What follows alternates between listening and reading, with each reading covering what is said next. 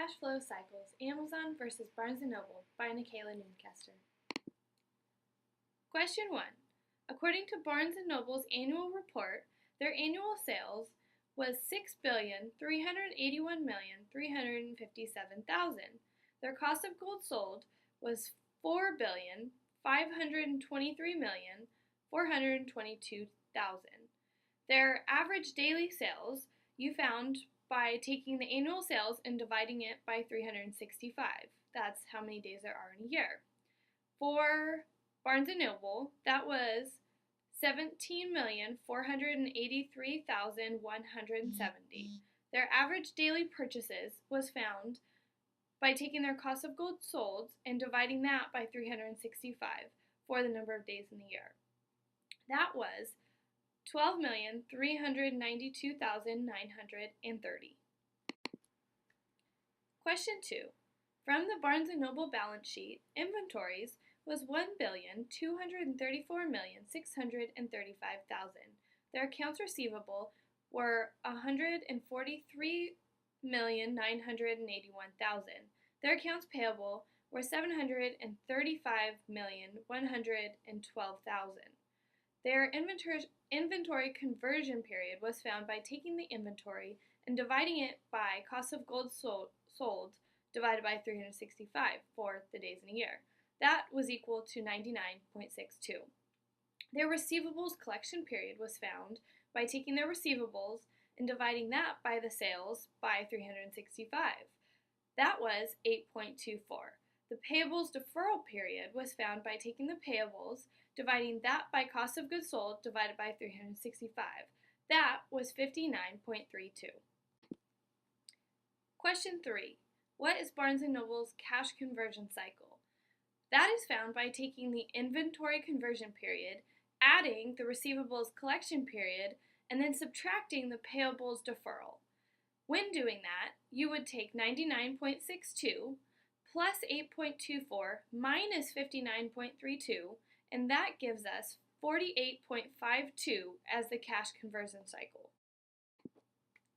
Question 4. From Amazon's income statement, their annual sales were $88,988,000,000. Their cost of goods sold were $62,752,000,000. Their average daily sales was calculated by taking the annual sales divided by 365. That gave us $243,802,739.73. The average daily purchases was found by taking the cost of goods sold divided by 365. This gave us $171,923,287.67.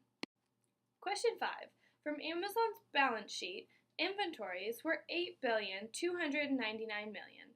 Accounts receivables were $5,612,000,000. Accounts payables were $16,459,000,000. Inventory's conversion period was calculated by taking inventory and dividing that by cost of goods sold divided by 365. That was 48.27.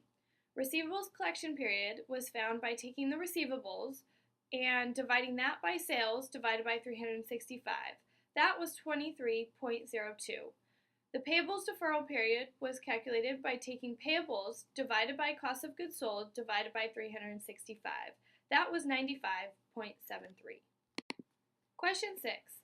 Calculate Amazon's cash conversion cycle. This was done by taking inventory conversion period, adding receivables collection period, and subtracting payables deferral. And when doing so, I took 48.27 plus 23.02 and subtracted 95.73. That equaled 24.44 as the cash conversion cycle. Question 7. When comparing Barnes & Noble to Amazon, the cash conversion cycle of Barnes & Noble is much higher. Barnes & Noble has 48.54, while Amazon actually had negative 24.44. When looking at the financials that go into the cash conversion cycle, one main difference is the accounts receivables. Amazon's accounts receivables were much lower. That's because they don't have an invoice and collection period. All their sales are done online, and they're all paid for before they're shipped. So customers actually go in and pay for their items. Then it goes on to the next process where it goes into shipping and receiving, and then they get their products from there. They don't actually invoice the customer and have them pay it at a later date. Question 8. Inventory conversion period is the time period during which a company must invest their own cash while it converts money into a sale. The receivables collection period is the average number of days which receivables are outstanding before they're paid for. Payables deferral period is the length of time between the purchase of materials and labor and the payment of cash for them. So when you're actually analyzing Barnes & Noble versus Amazon and all the facts that goes into the cash conversion cycles, you realize that Amazon has a lower cash conversion that allows for a lowering working capital, and Barnes & Noble, on the other hand, has a higher cash conversion, which allows, actually, it makes it have a higher working capital.